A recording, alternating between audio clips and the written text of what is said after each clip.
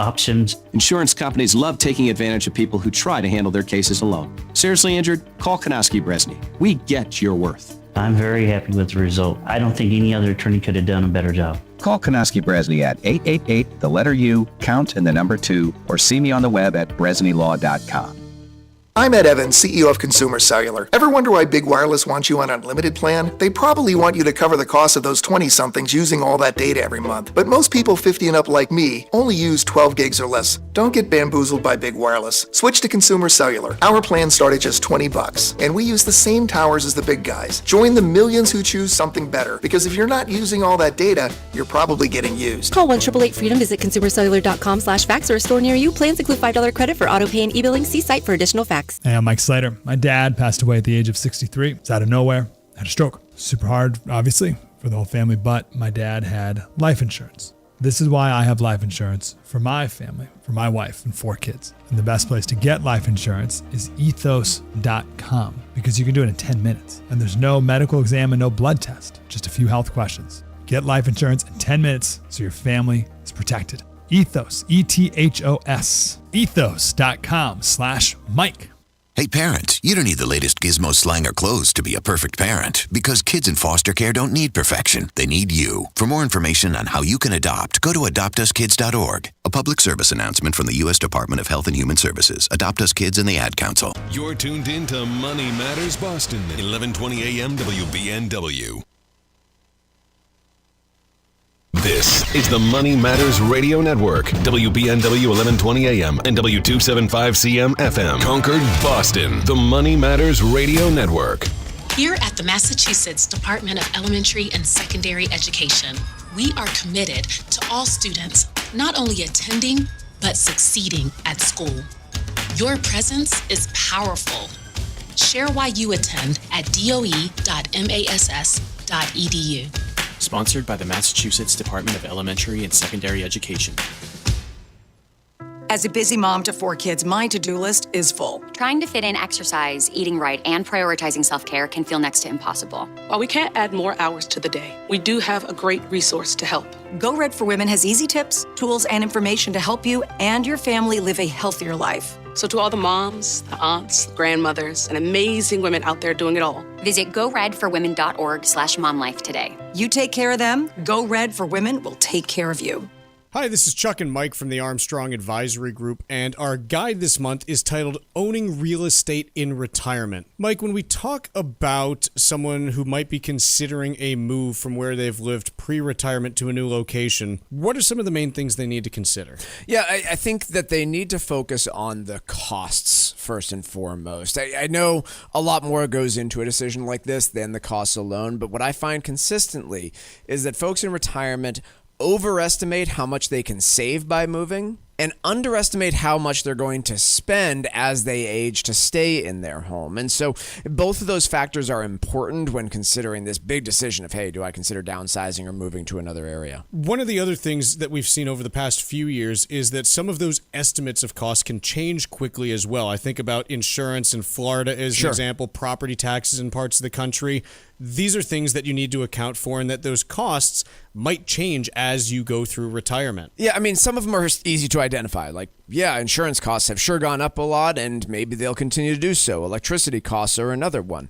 The others, though, are much more difficult to quantify. Like, I currently snow blow my driveway. How much longer will I be able to do that? How much longer will I be able to climb up the ladder and clean the gutters? Like, these are really complex questions that you need to very much think through as you age in your home. Our guide is titled Owning Real Estate in Retirement, and there are 2 ways to request it. The first is by calling 800-393-4001. The second is by going to ArmstrongAdvisory.com. Again, the guide is titled Owning Real Estate in Retirement, and you can request it at ArmstrongAdvisory.com. The proceeding was paid for by Armstrong Advisory Group, a registered investment advisor. Nothing in the ad or in any Armstrong guide is specific financial, legal, or tax advice. Consult your own financial, tax, and estate planning advisors before making any investment decisions. Armstrong may contact you to offer investment advisory services. Mark Varner is the CEO of Veterans Development Corporation. Mark faithfully served his country from 1981 to 1984, and we're thrilled to have him as a partner and presenting sponsor of the DAV 5K Boston. Mark comes from a proud military family that includes his father Victor and brother Timmy. Mark talks often about how serving his country was one of the greatest achievements of his life, and it's one of the main reasons he chooses to give back to this special community. Mark is honored to continue the legacy that his father started when he built Veterans Development Corporation. Working to help many disabled veterans and their families has become a lifelong goal for Mark, and it's why he's taken the time to fully support the Disabled American Veterans Department of Massachusetts. You can join Mark and help our great American heroes today by making a donation to support the DAV Department of Massachusetts. Please visit dav5k.boston. That's dav5k.boston.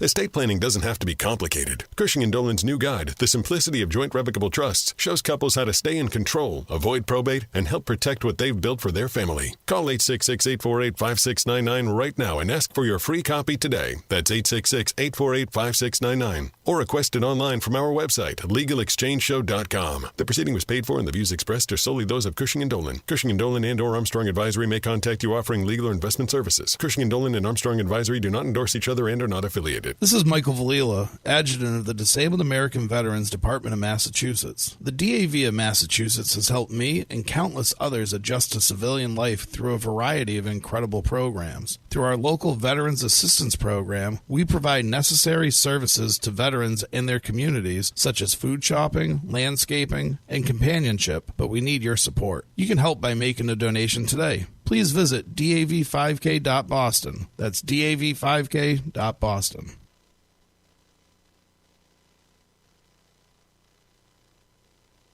The Financial Exchange is produced by Money Matters Radio and is hosted by employees of the Armstrong Advisory Group, a registered investment advisor. All opinions expressed are solely those of the hosts, do not reflect the opinions of Armstrong Advisory or anyone else. Investments can lose money. This program does not offer any specific financial or investment advice. Please consult your own financial, tax, and estate planning advisors before making any investment decisions. Armstrong Advisory and the advertisers heard on this program do not endorse each other or their services. Armstrong and Money Matters Radio do not compensate each other for referrals and are not affiliated.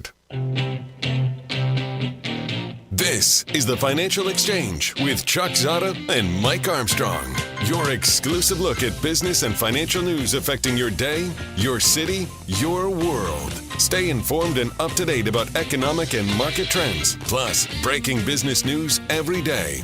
The Financial Exchange is a proud partner of the Disabled American Veterans Department of Massachusetts. Help us support our great American heroes by visiting dav5k.boston and making a donation today.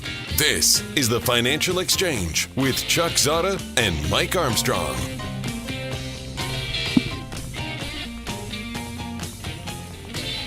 Chuck, Mike, and Tucker with you here, kicking off a new week, a new month. It is the first trading day of November.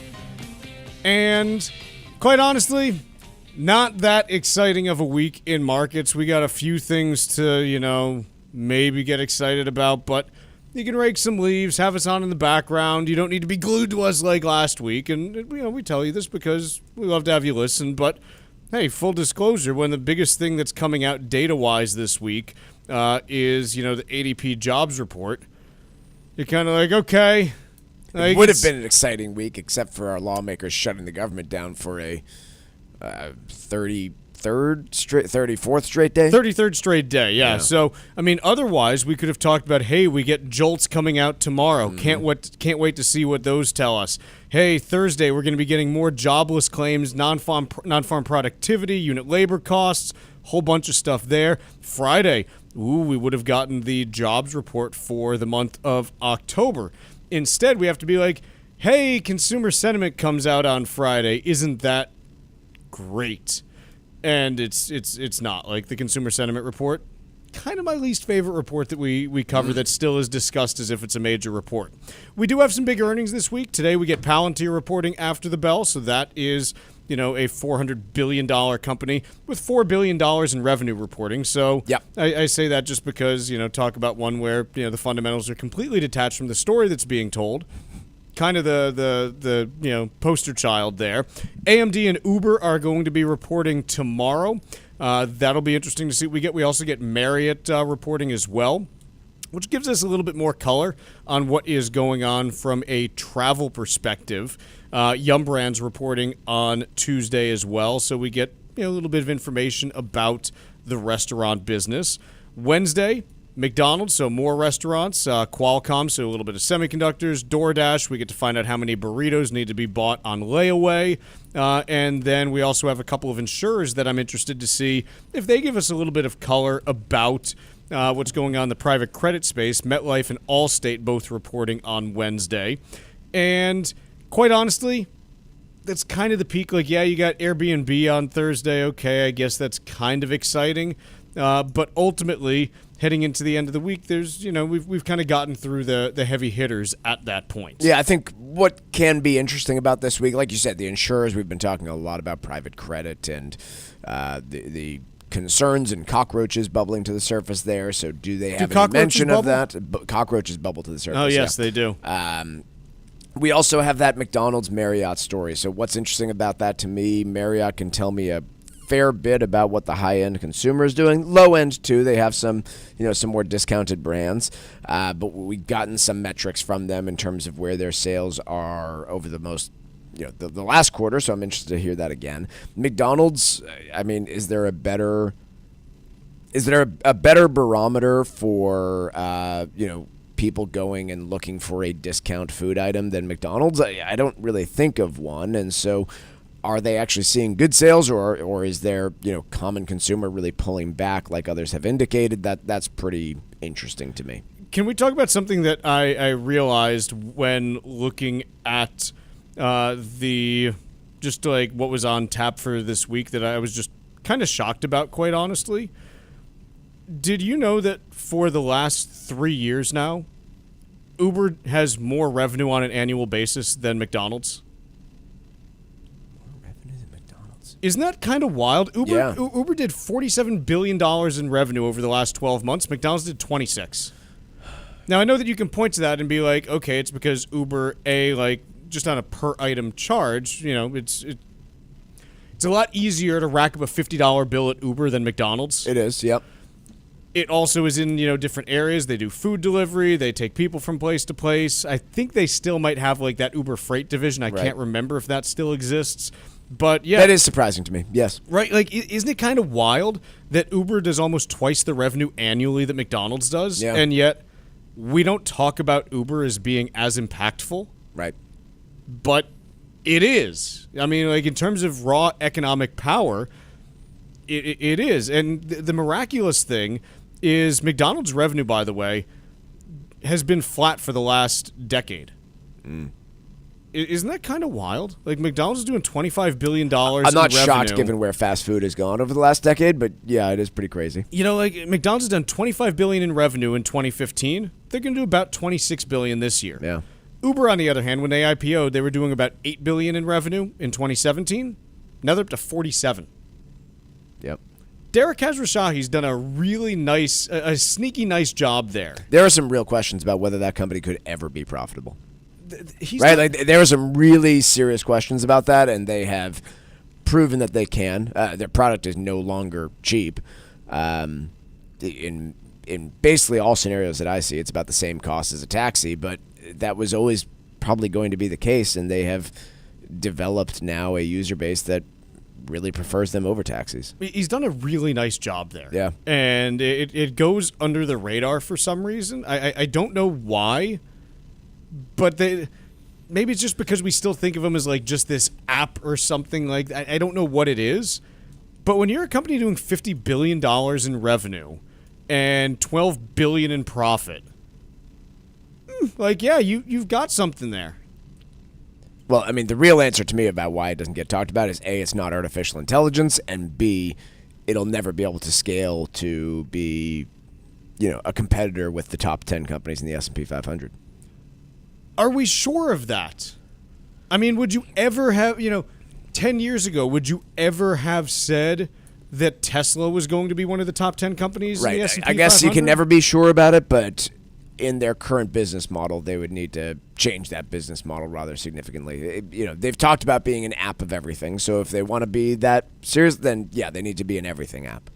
But it's just kind of wild to me that it's, this $200 billion company doing $50 billion in revenue now. You kind of look at it, you're like, Dara's done a really, really nice job there with that company. Last week, we got a bunch of the big tech earnings. And there's a piece in the Wall Street Journal. It's titled, What Investors Learned from Tech Earnings in Charts. And quite honestly, I don't think we learned anything from tech earnings. I think that we learned that some of them are good, some of them are bad, and some of them are okay, which is fine. Like there's no consistent story that we got there. I want to talk about something that's more interesting to me, which I'm sorry, like you're all going to have to listen. Mm-hmm. The subheader on this, the so-called Magnificent Seven make up a record 38% of the S&P 500. And it got me just looking at S&P, components and allocations and things like that. And here's the part to me that's kind of interesting. Mike, if an investor came to you and said, hey, I've got almost 9% of my portfolio in one holding and almost 7% in three more, you'd probably say to them, it's a little concentrated. We'd like to, reduce some of that because if things go bad there, that could potentially be a problem for you. Yeah. And yet when you go out and you buy it in an S&P 500 mutual fund or in an ETF wrapper, you say, oh, I'm just buying the market. It's diversified. And I don't know why it just hit me that we're at the point now where if NVIDIA goes up another 15% relative to the index, it's going to be 10% of the S&P 500.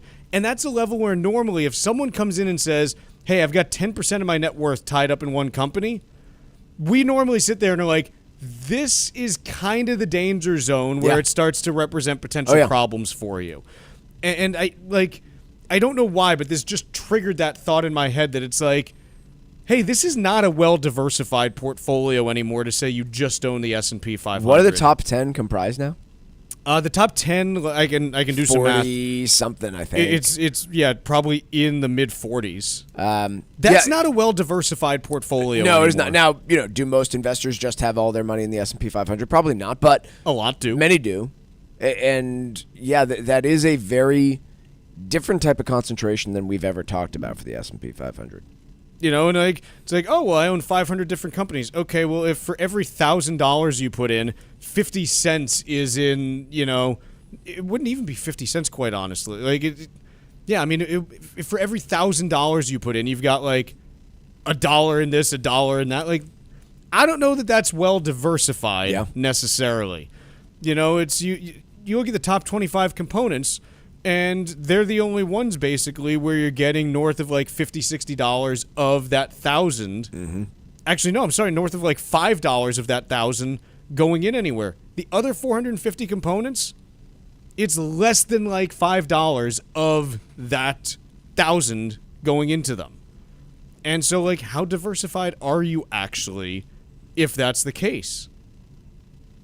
Real question that I think is just worth asking. I'm not sure what it means, other than there's now a concentration risk present in the S&P 500 that you don't normally see.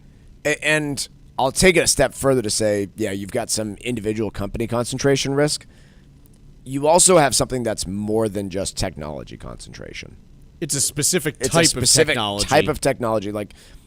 If there is a threat to the artificial intelligence drive, forget about the tech sector as a whole, because Apple's a tech company and they don't have much to do with AI. But if you have some sort of threat to any of the public or private companies in the AI story that disrupts that narrative, there's 25% of the S&P that's just tied to it right now. And it's not to say they will be bankrupt. Alphabet still has a business without AI, as does Microsoft. But they're not presumably they're not worth nearly as much as they are on paper today without that future promise of AI.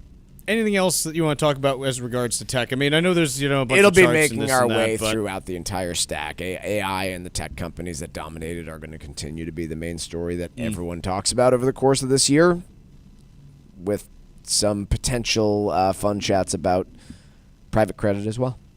Can't wait. Let's take a quick break. When we come back, let's talk labor after this. What's going on in the job market? The government won't tell us because they're shut down, but we'll tell you what we can glean from what we're hearing from different companies right after this.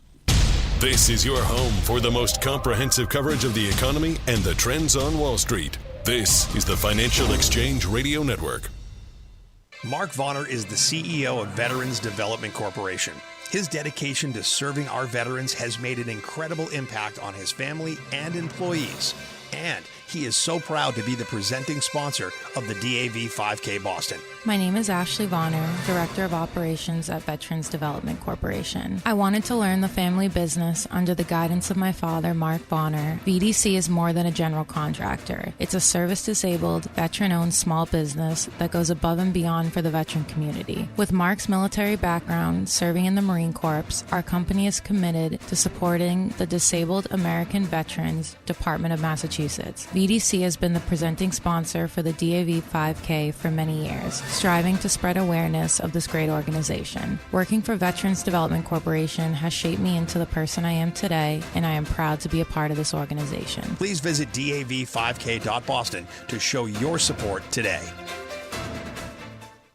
Hi, this is Chuck Zodda from the Armstrong Advisory Group. Your home is about more than where you live. It's a big part of your financial life, and as you head into retirement, certain questions may come up. Does the space feel too large or too expensive to maintain? Does it still fit your needs, but the taxes, insurance, and upkeep are starting to add up? Our new guide, Owning Real Estate in Retirement, offers insight into how to decide what's right for you. Should you stay put, downsize, or relocate to an area with lower costs? We cover those issues, as well as how factors like property taxes, insurance premiums, and local living expenses can impact your retirement budget, and why it's important to match your housing decisions to your long-term financial plan. Call us right now at 800-393-4001. That's 800-393-4001, or request the guide at armstrongadvisory.com. The proceeding was paid for by Armstrong Advisory Group, a registered investment advisor. Nothing in the ad or in any Armstrong guide is specific financial, legal, or tax advice. Consult your own financial, tax, and estate planning advisors before making any investment decisions. Armstrong may contact you to offer investment advisory services.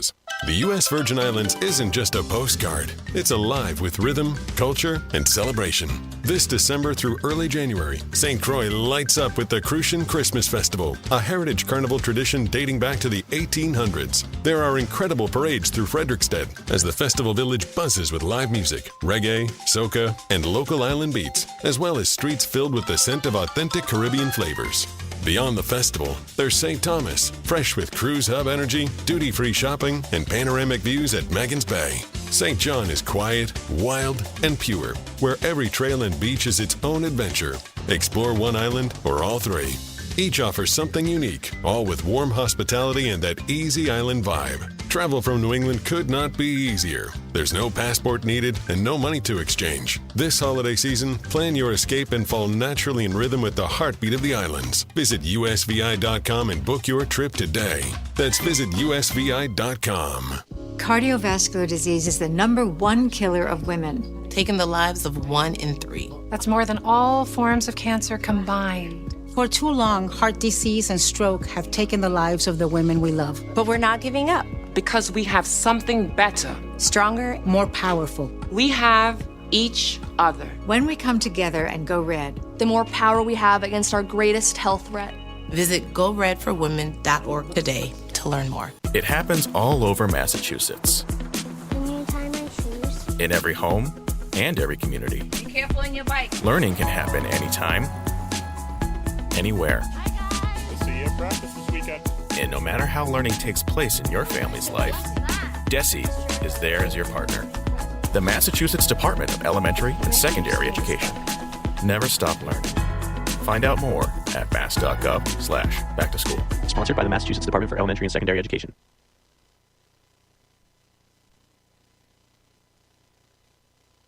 Text us 617-362-1385 with your comments and questions about today's show. This is the Financial Exchange Radio Network.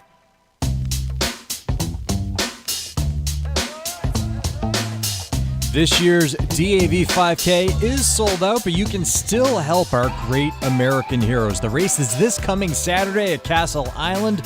And you can visit dav5k.boston to make a donation of any amount to support our troops. Your gifts help fund free rides to medical appointments for veterans in the nation's first DAV-led housing initiative, providing homes for single veterans and veteran families. Go to dav5k.boston and make your donation today. Couple pieces here on the labor market, and one here from Bloomberg: a wave of U.S. layoffs flash early warning sign for the job market. Second one: why companies are no longer hanging on to employees. And a couple thoughts that are, some of them are mine, a lot of them are not original and things that I've read online that I do think we're reaching a tipping point on.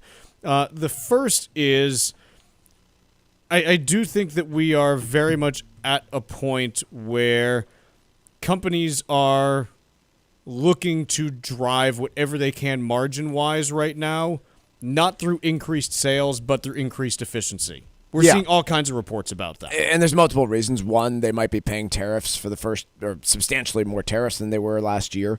They are also facing pressure from investors to prove that some of the spending on things like artificial intelligence are eventually going to have their payoff. And so I think that there's this moment right now where everyone is looking at executives to ask them, show me signs that you can be more efficient using the technology that you have. So there's that dual pressure there. And yeah, I think compared to this time last year, I just sense more of a willingness from CEOs to depart with their employees. And this gets to the part that I do think is, like, if you want a reason for this to concern you over the next 3 to 6 months and the potential economic impact, Mike, if there's one thing that I've picked up, well, no, not one, of the things that I've picked up in, being in this business for 16 years now, 16 years, corporate leaders are lemmings. They love to just follow each other off the cliff of what they think is going to be successful. And look no further than back in 2021 and 22, when in the auto sector, hey, Tesla, has this crazy valuation. What should we do? Make EVs. We're going to make only EVs by 2030. Yeah. And now it's like, okay, maybe that wasn't, the smartest thing to do. That probably wasn't the best move for us. You take a look this year, and it's, hey, what do we have to do? We got to use AI, in our company in order to, do something. Think about, who was was it Wendy's or Taco Bell who experimented with the AI ordering Taco Bell at drive-thrus? Yeah. And then they were like, this doesn't work. Oh, this is actually really bad. This is not working. And so when I see... By the way, before we move on from that, I don't remember if it was Taco Bell or another company, but people got into the habit of screwing with the AI machines. Oh, yeah. Did you see them order 1 million cups of water? Yeah.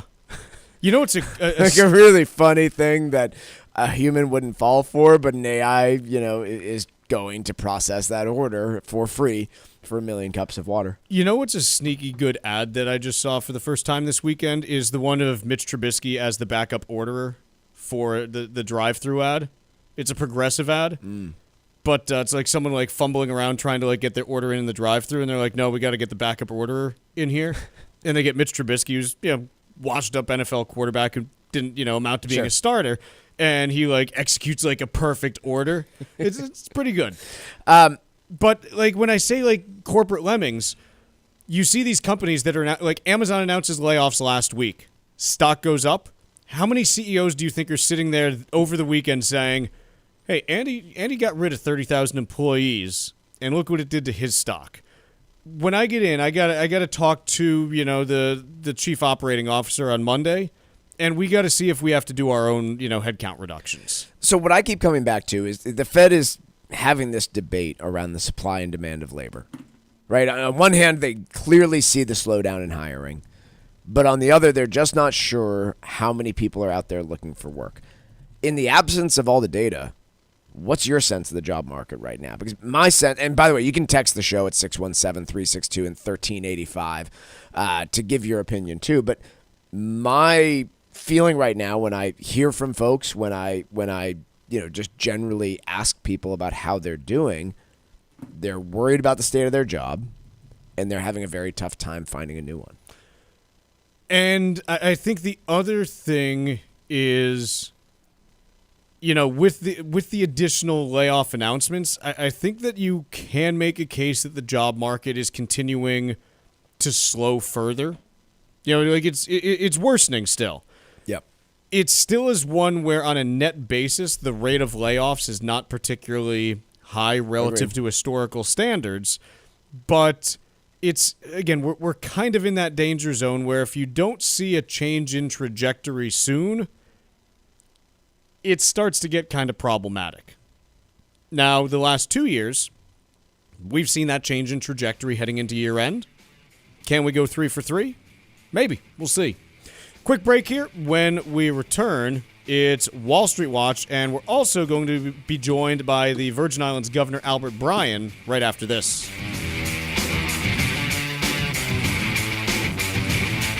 Like us on Facebook and follow us on Twitter @TFE Show. Breaking business news is always first, right here on the Financial Exchange Radio Network.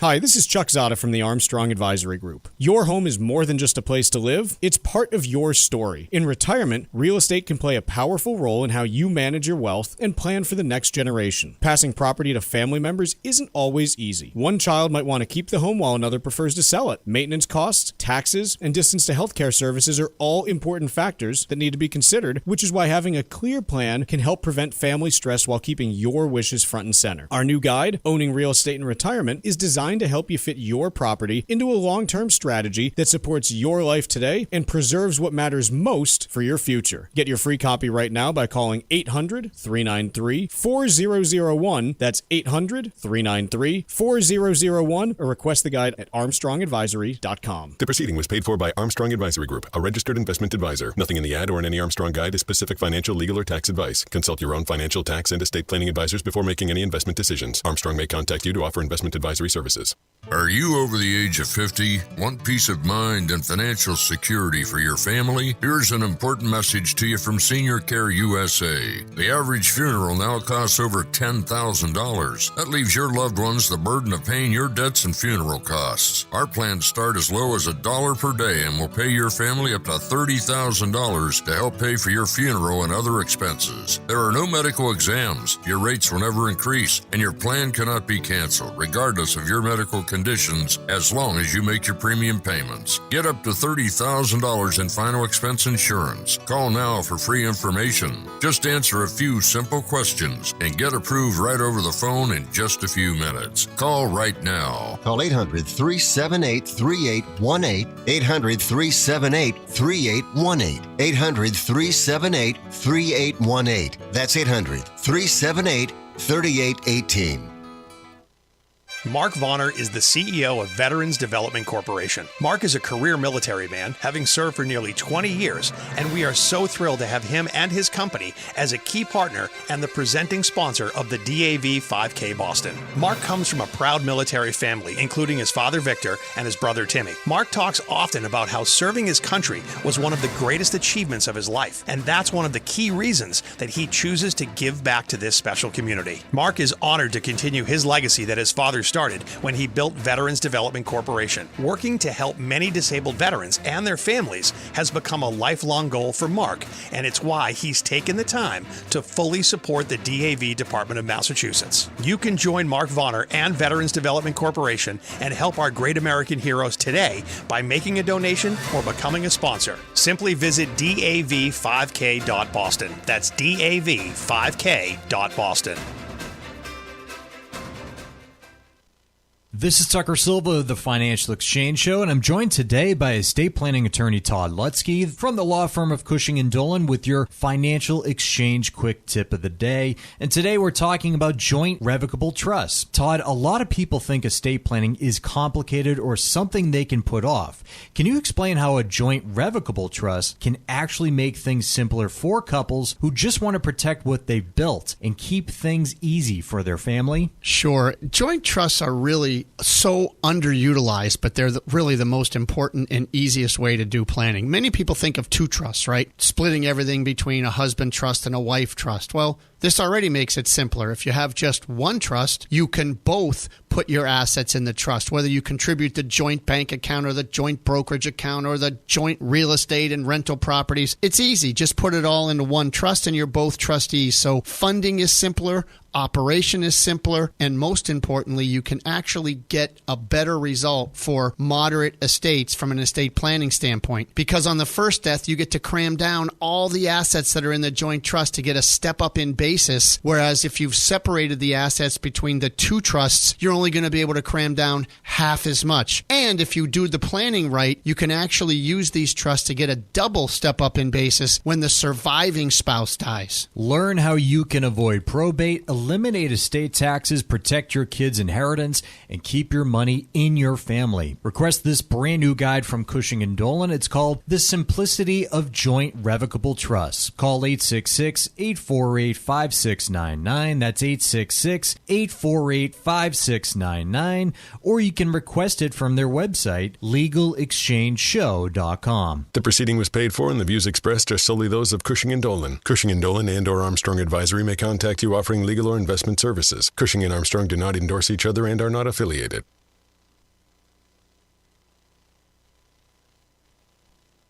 Time now for Wall Street Watch. A complete look at what's moving markets so far today, right here on the Financial Exchange Radio Network. Markets beginning the week in mixed territory as investors ready for a new batch of third quarter earnings. Right now, the Dow is down by about 400 points. S&P 500 is down 0.2%, and the Nasdaq is up about 0.25%.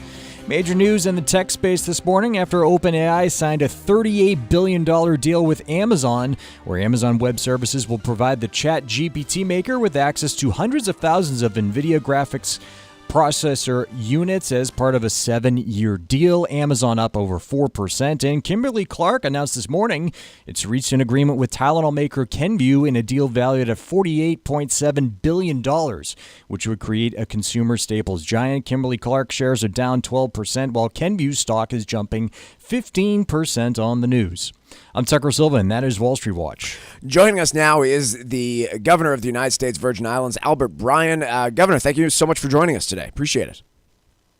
Thank you, Tuck, for having me. It's great to be on the show all the time to talk about what's going on in the Virgin Islands and what we expect to see for the upcoming season. So Governor, we reached freezing temperatures here this morning, and we will be for the next several months. I'll allow you to boast about your weather down there eventually, but I actually want to start on a different subject, which is the state of the government down in the Virgin Islands.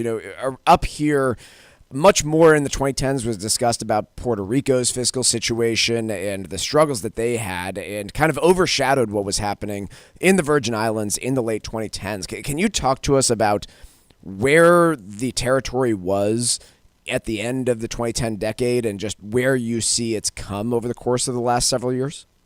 Yeah, I think we were in a really bad place, much like Puerto Rico. Often when I go to the Senate, I have been trying to get a bill passed that would allow the Treasury to back all our bonds. I mean, it's one simple thing that they could do in order to shore up. But in 2010, we were facing an energy crisis. We couldn't go to the markets. Mainly because we hadn't completed our audits. We kind of tapped out during the Great Recession, trying to just keep the government alive. As you know, 30% of our population, our workforce, works for the government, and probably another 15 to 20% of the total population is affected by that in terms of whether there's a spouse or a husband, kids on the support, insurance programs and whatnot. Also facing us in 2012, we had the shutdown of the Hess oil, or the Hovensa, as people commonly know it. It's the third largest refinery in the Western Hemisphere. Wow. So it really impacted us. We lost like 20% of our employment overnight. So when Puerto Rico was going through PDVSA, we had to really fight. I'm saying PDVSA, not PDVSA, on the takeover. We really had to fight not to be included in a lot of those bills. Right. That Puerto Rico still hasn't really gotten out of as yet, and doesn't seem to benefit Puerto Rico all that much. So since then, we've been, me coming to office in 2019, for sure was about solidifying our finances, making sure that the Virgin Islands was able to meet its bills, meet its payrolls, and also to expand. And then since that time, we've been doing incredibly well. I have to say, we had two major hurricanes, two Cat 5s back to back within a month in 2017. And that caused us a lot of distress, grief, but it also brought a lot of opportunity in terms of money. When we started doing the recovery from this hurricane was under Governor Mapp, it was about $8 billion that we thought we would recover in damages. We're up to $24 billion at this point and under major recovery here in the islands. So talk to me about the most recent fiscal year. What was a success? What is still being worked on at the government level? And what is the state of the territories today? Well, one of the things that really hampered us in the last year the last 4 years is we get a tax extender called the rum cover over. And it takes our 1050. So every proof gallon of rum we ship to the United States, we get back 1050 of the excise tax.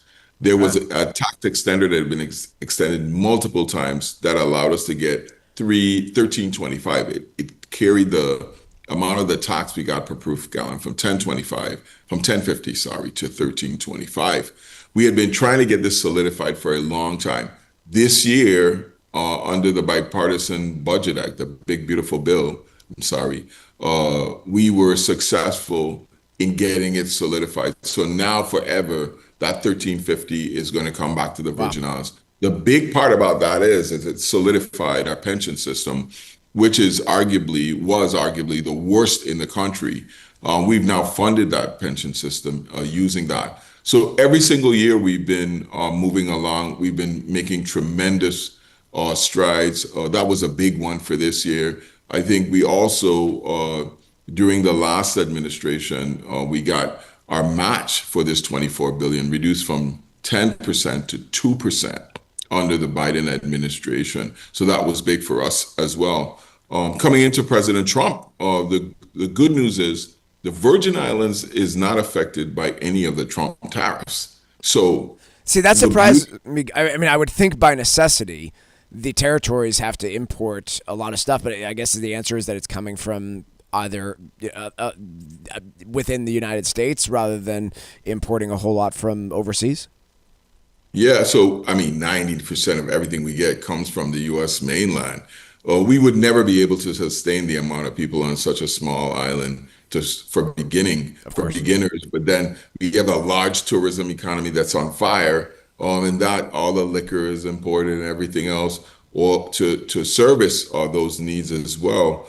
So not being affected by these tariffs, I've been kind of like going all over the place saying, hey, you can import your stuff into the Virgin Islands. We have a free trade zone and not pay the Trump tariffs. And if you add 30% in value, then it becomes a U.S. made product and it can go into the United States tariff free. So we've been getting a lot of calls about our free trade zone in St. Croix specifically, where we have a deep water port and the ability to extend tax benefits on top of that. So you get 100% reduction of your state taxes and 90% reduction of your federal income taxes. So it's kind of like no tariff, no tax. It's a super condition for charging our industrial sector, our light industry sector here in the island. So I'm doing a lot of work around that. Governor, on that subject, if you don't mind. So I'm sure the first very question is about those potential tax benefits and how it all works into the tariffs. I would imagine the second question has to be about infrastructure and what companies are used to versus what the Virgin Islands has been focusing on developing. What do you see as the biggest infrastructure accomplishments and future projects that need to be accomplished to continue to drive growth there? So just to kind of picture what we're talking about here, our entire economy is about $4 billion.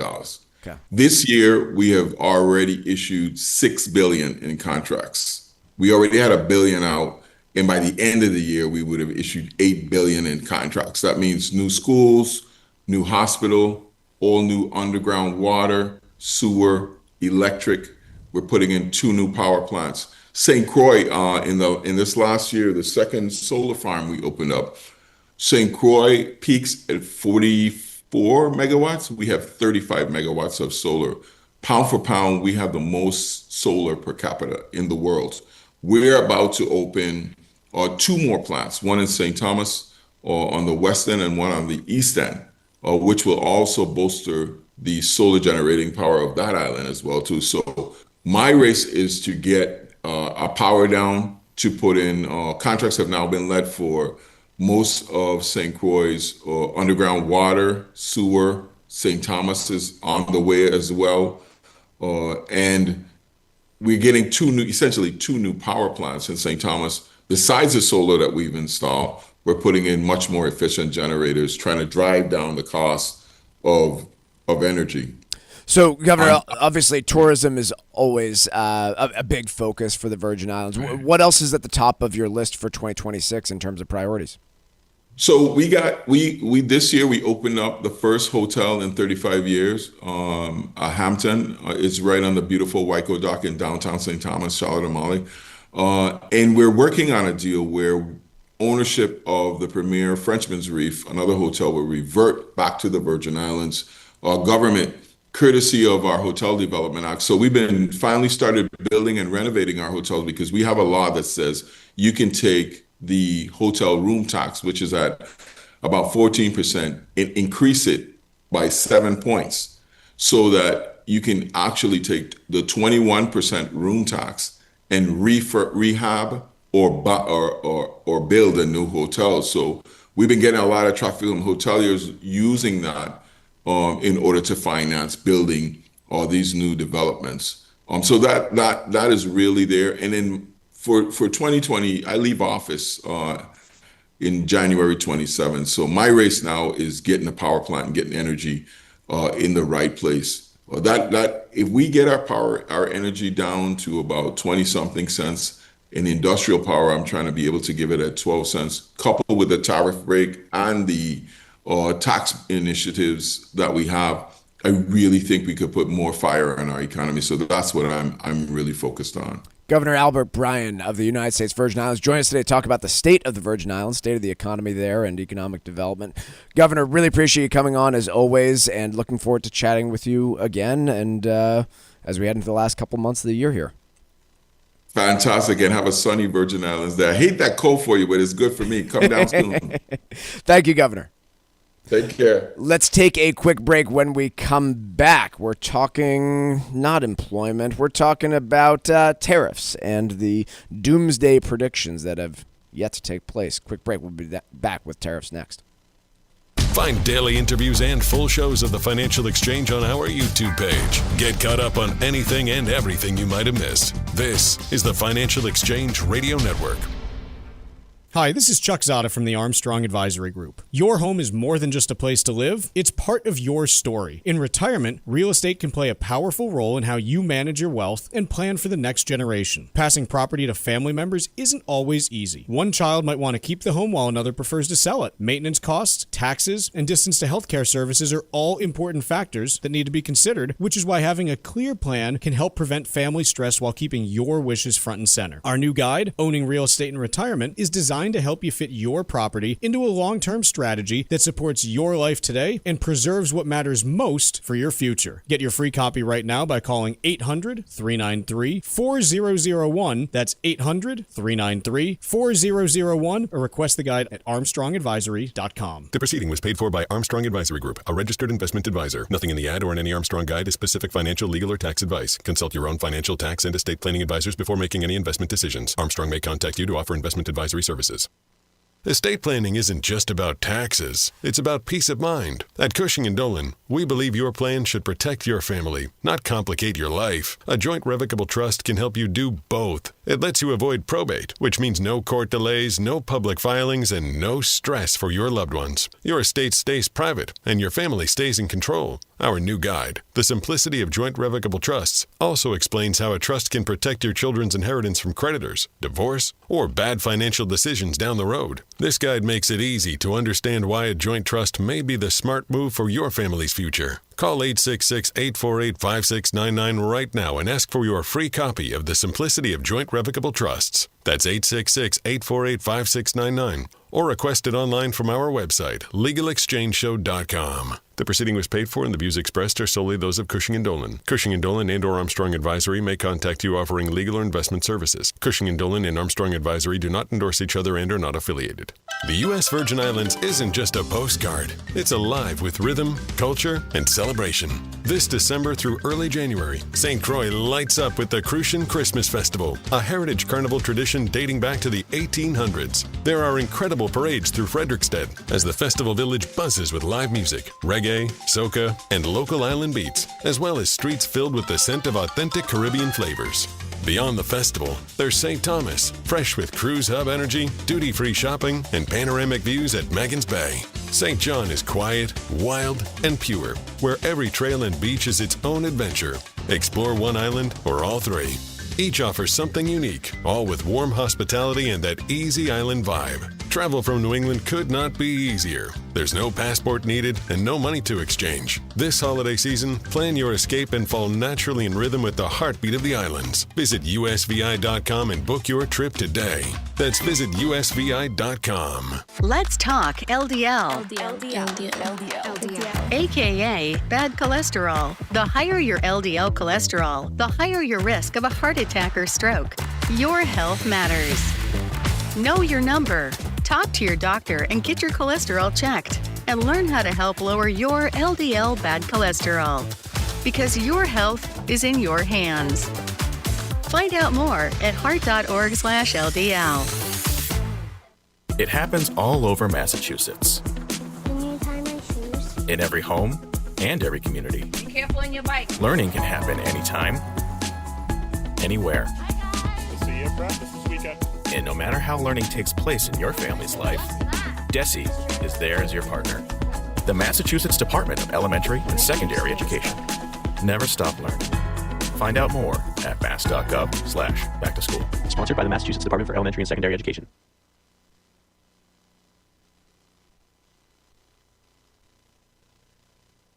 The Financial Exchange Show podcast drops every day on Apple, Spotify, and iHeartRadio.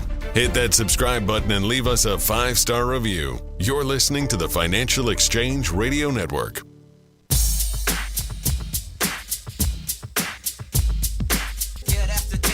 The Financial Exchange streams every day live on YouTube. Subscribe to our page and follow market activity all morning long, only here on the Financial Exchange Radio Network. How the U.S. economy has defied doomsday predictions on tariffs. This is the piece from the Wall Street Journal. The first sentence should be, hey, after the tariffs were imposed in April, the rates were brought back down, and so it wasn't as bad as, people thought it would be.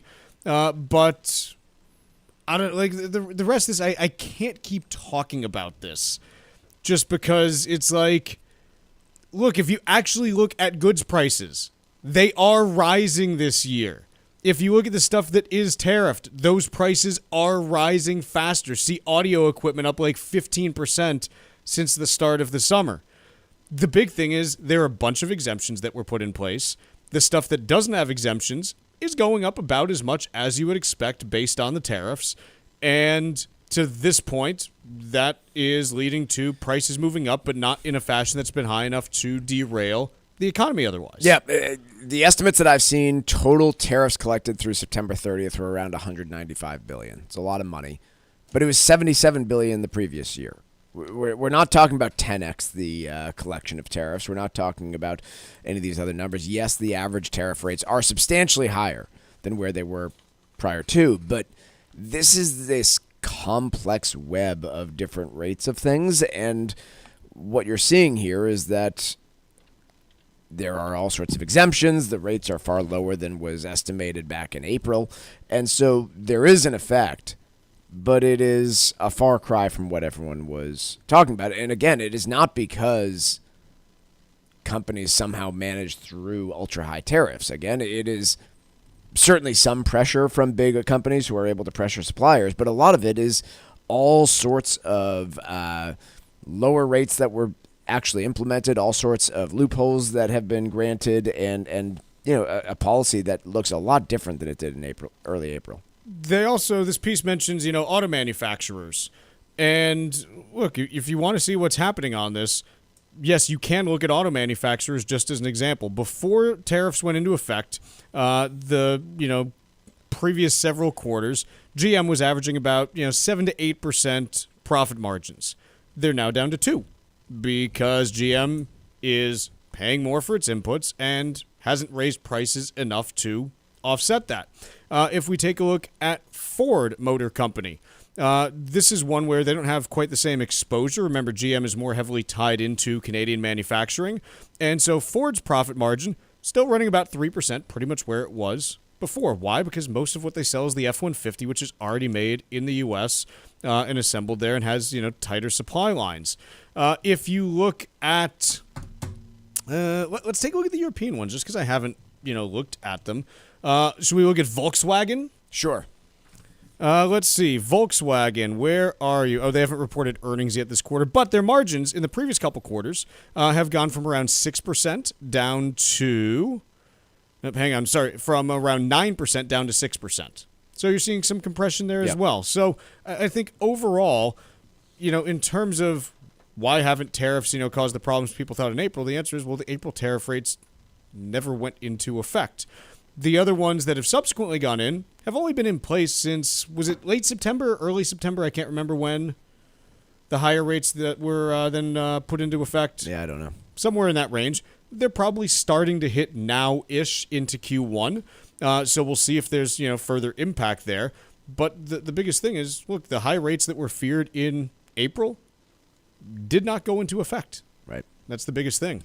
Estate planning isn't just about taxes, it's about peace of mind. Cushing & Dolan believes your plan should protect your family, not complicate your life. A joint revocable trust can help you do both. It lets you avoid probate, which means no court delays, no public filings, and no stress for your loved ones. Your estate stays private and your family stays in control. Their new guide, The Simplicity of Joint Revocable Trusts, also explains how a trust can protect your children's inheritance from creditors, divorce, or bad financial decisions down the road. This guide makes it easy to understand why a joint trust may be the smart move for your family's future. Call 866-848-5699 right now and ask for your free copy of The Simplicity of Joint Revocable Trusts. Once again, 866-848-5699, or you can request it from their website, legalexchangeshow.com. The proceeding was paid for and the views expressed are solely those of Cushing & Dolan. Cushing & Dolan and or Armstrong Advisory may contact you offering legal or investment services. Cushing and Armstrong do not endorse each other and are not affiliated. Tucker was kind enough to forward on a text from a listener regarding the job market. I'll quote here. I know of several people who are applying for low-end jobs at places they claim to be hiring and not getting a job. Someone I know was hiring minimum wage help for his movie theater and had no issue scheduling 20 interviews for 2 part-time positions. That's the feel I get, too. Although I will also say that within the last couple of months we were hiring here and had a lot of applications, but a lot of no-shows and no callbacks. So I do sometimes get mixed messages, but my overall assessment of the labor market is much more like the text we got than our own personal experience. So you're saying it's the no hire, no fire, no interview labor market. Again, we got plenty of people to come in for interviews, but a lot, a surprising number of got your resume, saw that you applied, and you never return our call. There's a real problem with communication just in the world, man. I think there's just this attitude of ghosting is okay these days that I guess you just see everywhere. I just don't get it. I just don't get it. Like, showing up and being a human being is kind of, I don't know, a big thing, but what do I know? Let's take a quick break. When we come back, we got hour 2 coming up.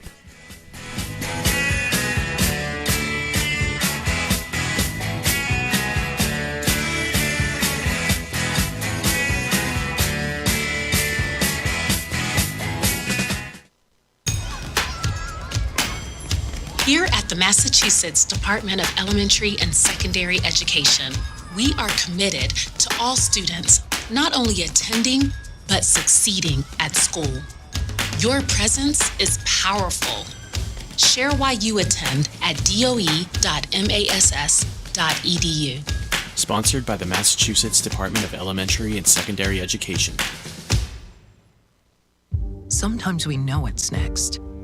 Other times, it's impossible to know. Life can change in an instant. Don't be caught standing by the next time someone's heart stops. Knowing CPR gives you the ability to act and takes you from bystander to lifesaver.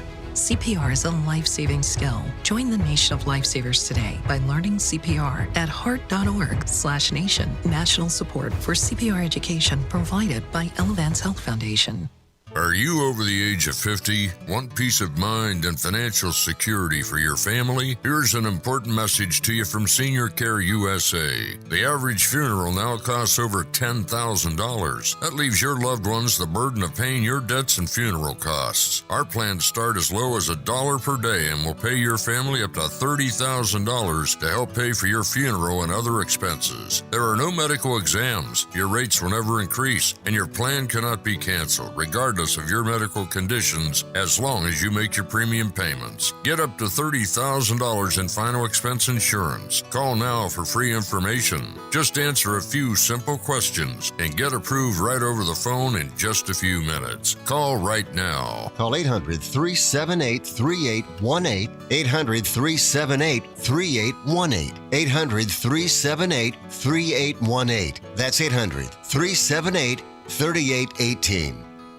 Did you outgrow your timeshare and now you want out? But you can't. You can't sell it, and you can't get out of the contract. Imagine trying to get out of your mortgage. That's what a timeshare is. You can't just call up the bank and say, I don't want to pay it anymore. But we may be able to help you do just that. Listen, a timeshare maybe for you once was a great thing, but now you don't use it much. And they are not easy to get rid of. Plus, you do have to pay for it every month. Qualified timeshare owners can get out of their contract legally and permanently without ruining your credit or even filing bankruptcy. And imagine, no more mortgage payment or fees. Call the Timeshare Exit Hotline qualification line now. It's free to learn more.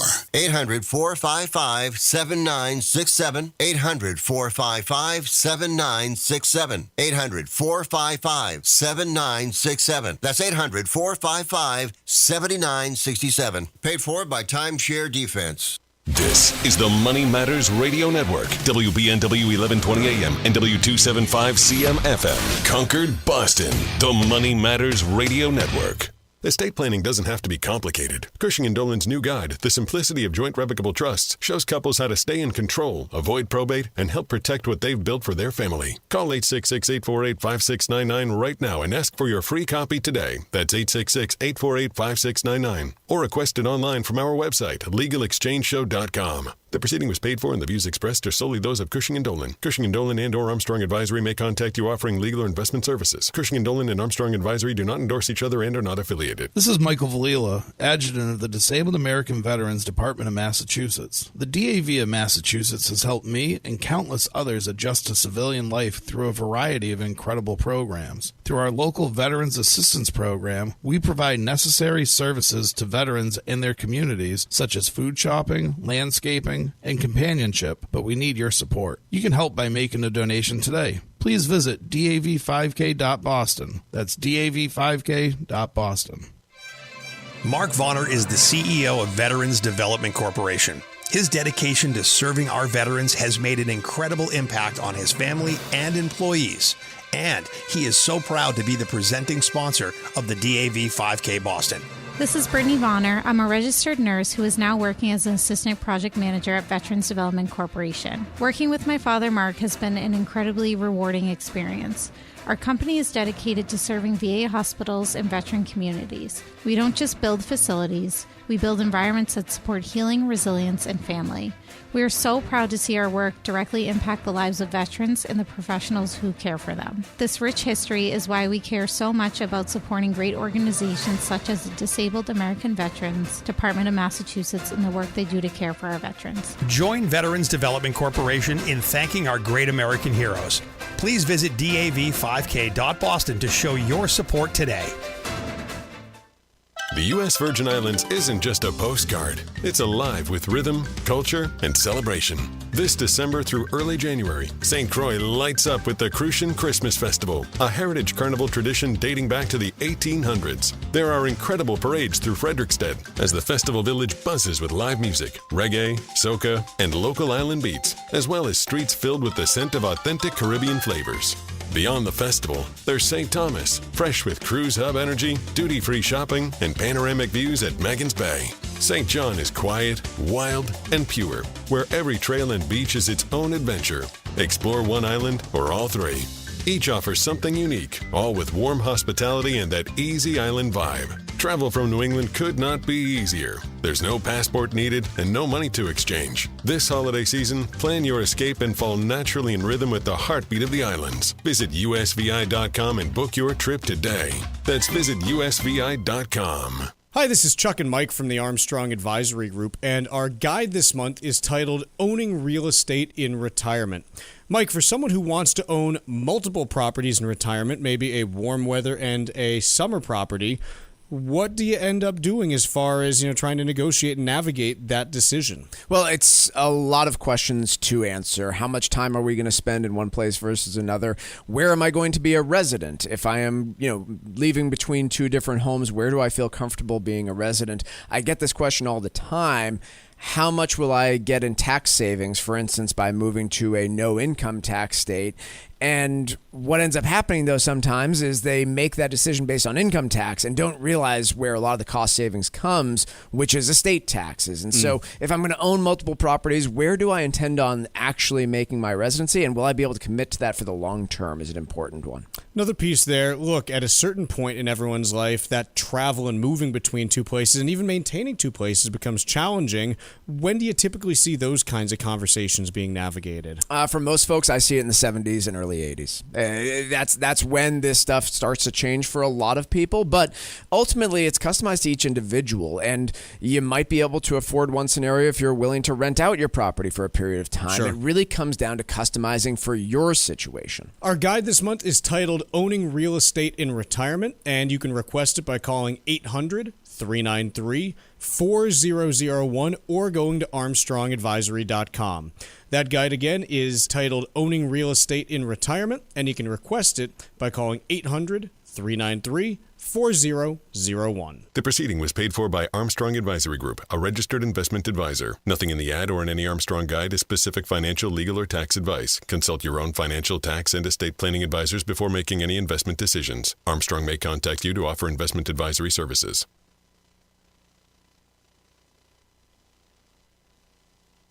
The Financial Exchange is produced by Money Matters Radio and is hosted by employees of the Armstrong Advisory Group, a registered investment advisor. All opinions expressed are solely those of the hosts, do not reflect the opinions of Armstrong Advisory or anyone else. Investments can lose money. This program does not offer any specific financial or investment advice. Please consult your own financial, tax, and estate planning advisors before making any investment decisions. Armstrong Advisory and the advertisers heard on this program do not endorse each other or their services. Armstrong and Money Matters Radio do not compensate each other for referrals and are not affiliated.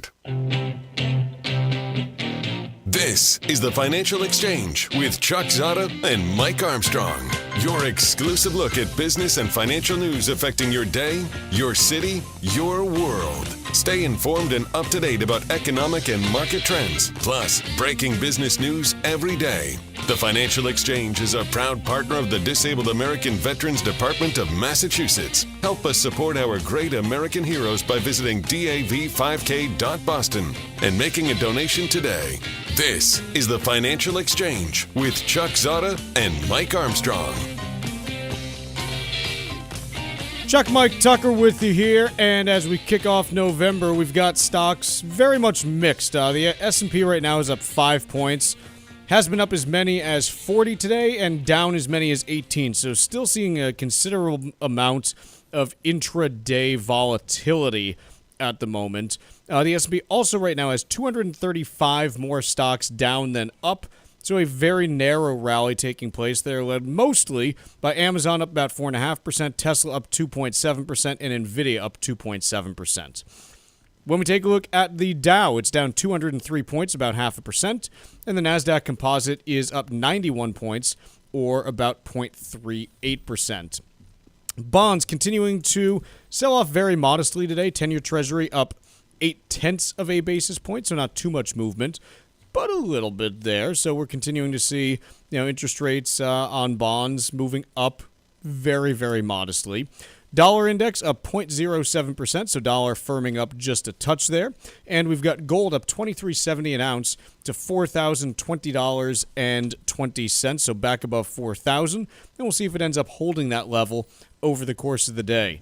Crude oil down 4 cents a barrel to $60.94. AAA national average for gas prices flat today at 303 6/10 of a cent. Tucker, can you dial up the old time machine? We got to go back about 4 years or so. We're heading back to 2021 if you could. Thank you. Always good to get the flux capacitor fired up on a Monday. Scarce chips are just the tip of big auto's disruption. Yes, that's right. We're talking computer chips for cars again. And, it's the summer of 2021.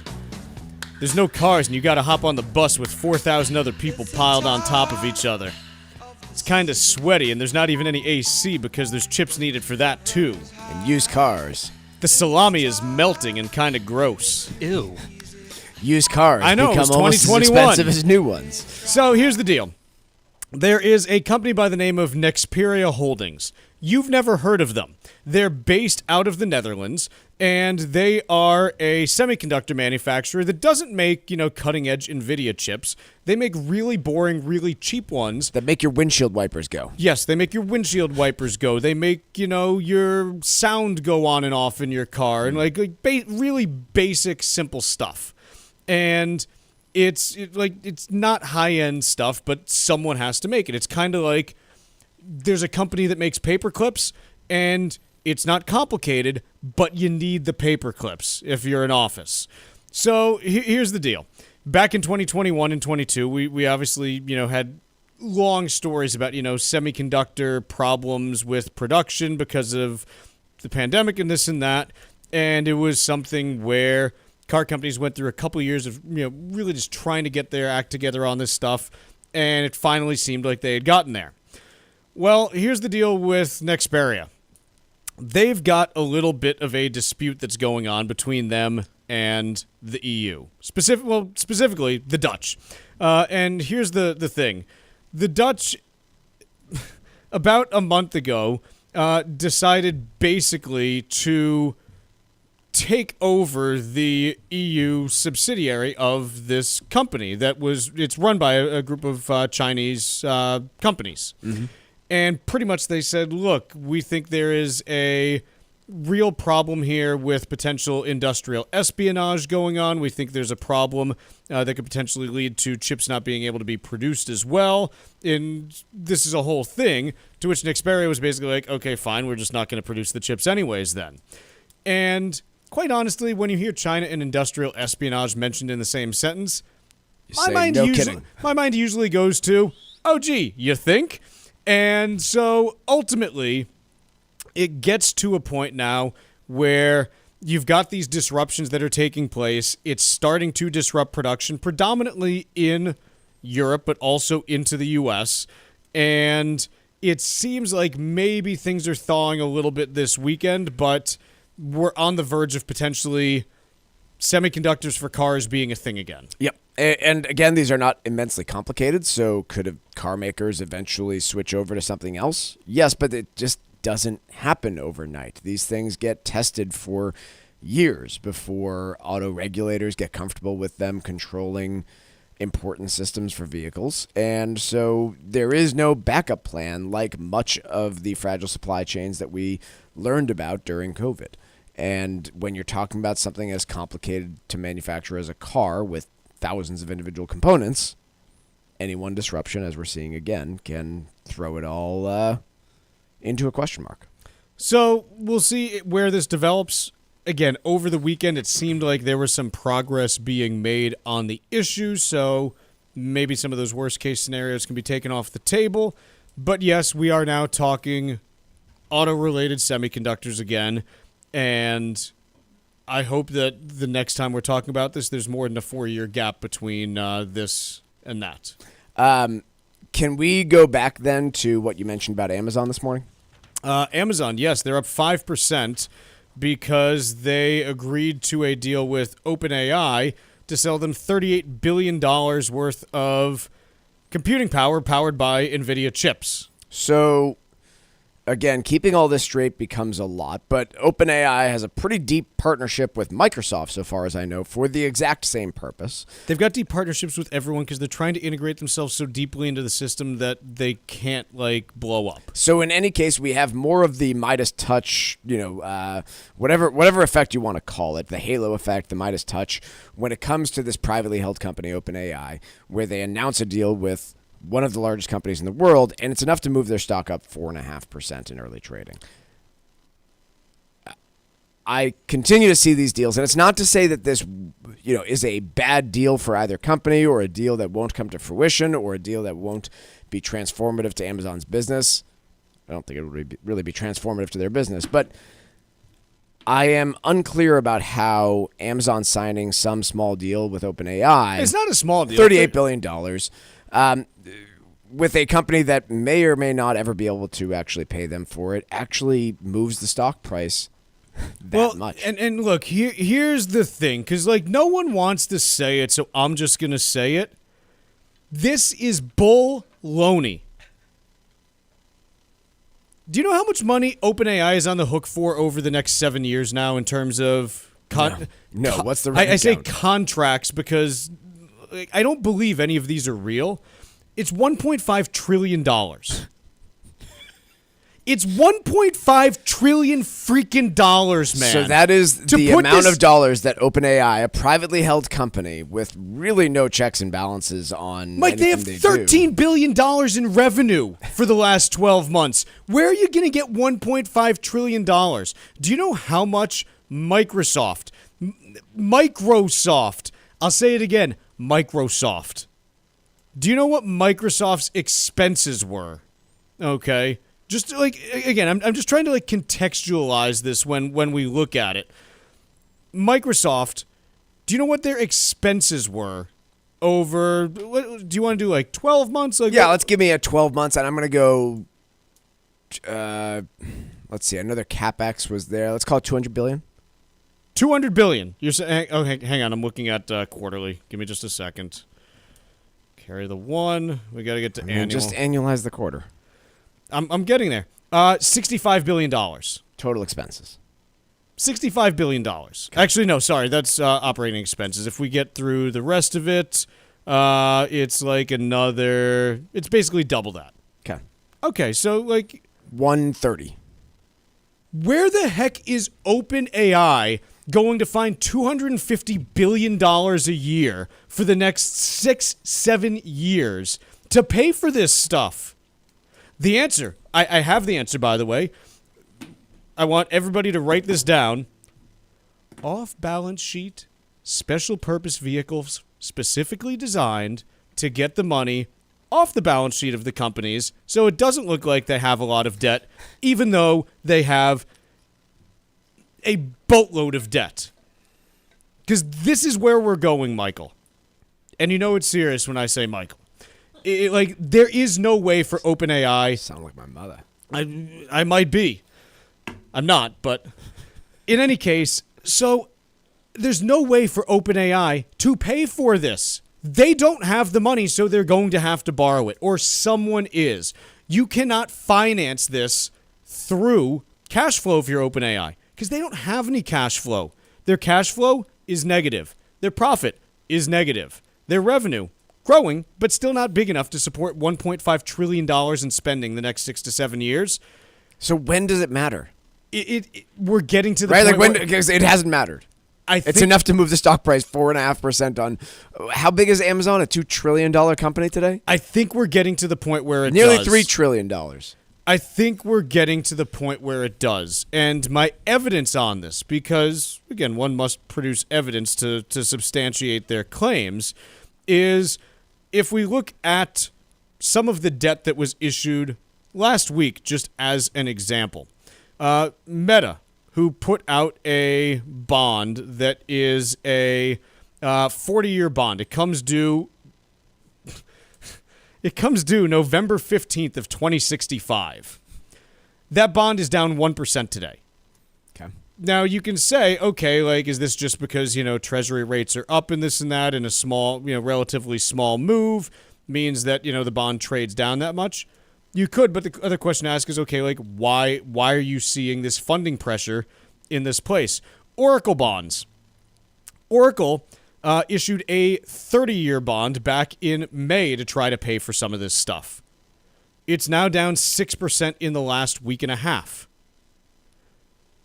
Like, I think we're getting to the point now where at least the bond market is starting to look at this and say, I don't know about that one. And does it, ever matter in equities? Maybe, maybe not. I have no idea. But what I can tell you, OpenAI committing to $1.5 trillion in Shrootbuck IOUs over the next 6-7 years. Like, what are we doing here at this point? And there is a whole piece that we can talk about from the Wall Street Journal on this. Is OpenAI becoming too big to fail? I don't know how you can be too big to fail if you're that small. Do we give that more of a conversation? Yes. Let's take a quick break. We got to do trivia, but when we come back, is OpenAI becoming too big to fail, and what does that even mean? Next on the Financial Exchange.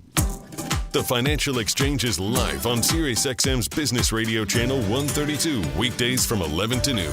Get the latest business and financial news from across the country and around the world, and keep up to date on how it might affect your wallet. That's the Financial Exchange, weekdays from 11 to noon on SiriusXM's Business Radio Channel 132. This is the Financial Exchange Radio Network. The U.S. Virgin Islands isn't just a postcard. It's alive with rhythm, culture, and celebration. This December through early January, St. Croix lights up with the Crucian Christmas Festival, a heritage carnival tradition dating back to the 1800s. There are incredible parades through Frederiksted as the festival village buzzes with live music, reggae, soca, and local island beats, as well as streets filled with the scent of authentic Caribbean flavors.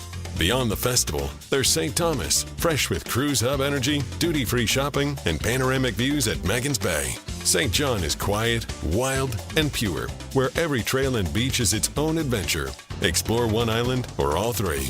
Each offers something unique, all with warm hospitality and that easy island vibe. Travel from New England could not be easier. There's no passport needed and no money to exchange. This holiday season, plan your escape and fall naturally in rhythm with the heartbeat of the islands. Visit usvi.com and book your trip today. That's visit usvi.com.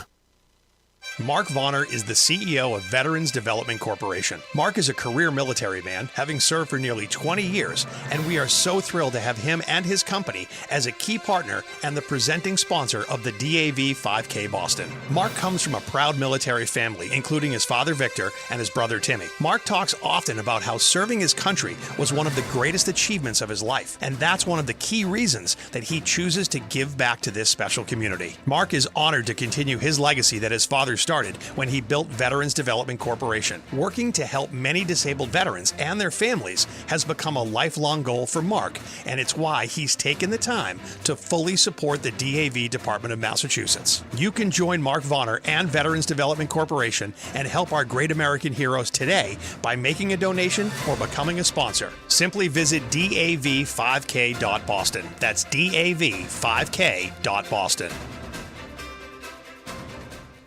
Estate planning isn't just about taxes. It's about peace of mind. At Cushing & Dolan, we believe your plan should protect your family, not complicate your life. A joint revocable trust can help you do both. It lets you avoid probate, which means no court delays, no public filings, and no stress for your loved ones. Your estate stays private, and your family stays in control. Our new guide, The Simplicity of Joint Revocable Trusts, also explains how a trust can protect your children's inheritance from creditors, divorce, or bad financial decisions down the road. This guide makes it easy to understand why a joint trust may be the smart move for your family's future. Call 866-848-5699 right now and ask for your free copy of The Simplicity of Joint Revocable Trusts. That's 866-848-5699. Or request it online from our website, LegalExchangeShow.com. The proceeding was paid for and the views expressed are solely those of Cushing & Dolan. Cushing & Dolan and or Armstrong Advisory may contact you offering legal or investment services. Cushing & Dolan and Armstrong Advisory do not endorse each other and are not affiliated. Hey, listen, are you a 50-year-old person looking for term life insurance? Then you need to talk to Bob. Bob specializes in helping people find $1 million or more of term life insurance for a couple of $100 a month. Look, you need to know there's a price war in the term life insurance business, and you may be paying too much. Call Bob, and he'll shop and see how much money he can save you. Look, this could be the last term life insurance policy you ever have. Your rates are guaranteed for the next 20 years. That's right, guaranteed level rates for the next 20 years. And if you're a smoker or your health is not perfect, Bob has great rates for you too. So for $1 million of term life insurance coverage for a couple of $100 a month, call Bob right now. 800-965-7987. 800-965-7987. 800-965-7987. That's 800-965-7987. Paid for by Term Direct.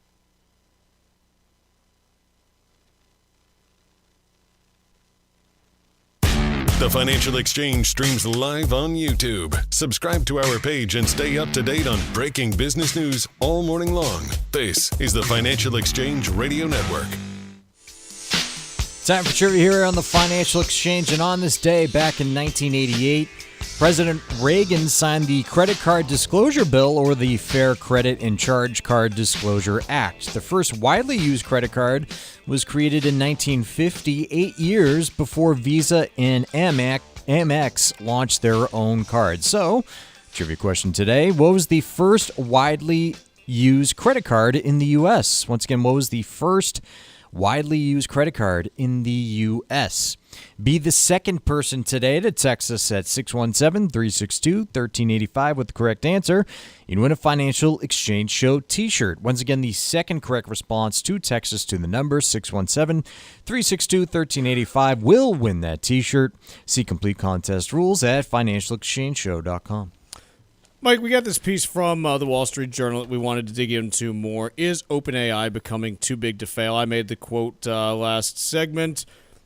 They're too small to be too big to fail, but let's talk about the context of too big to fail in the first place. And the main context we all have is the banks. Why were they too big to fail? It wasn't because they were integral to the stock market. They were, but that was not the crux of the issue. The crux of the issue was that without America's largest lending institutions, one, there'd be a massive loss of deposits on the consumer side of things, and there would be no real ability to, I guess, fund anything that happens in the United States.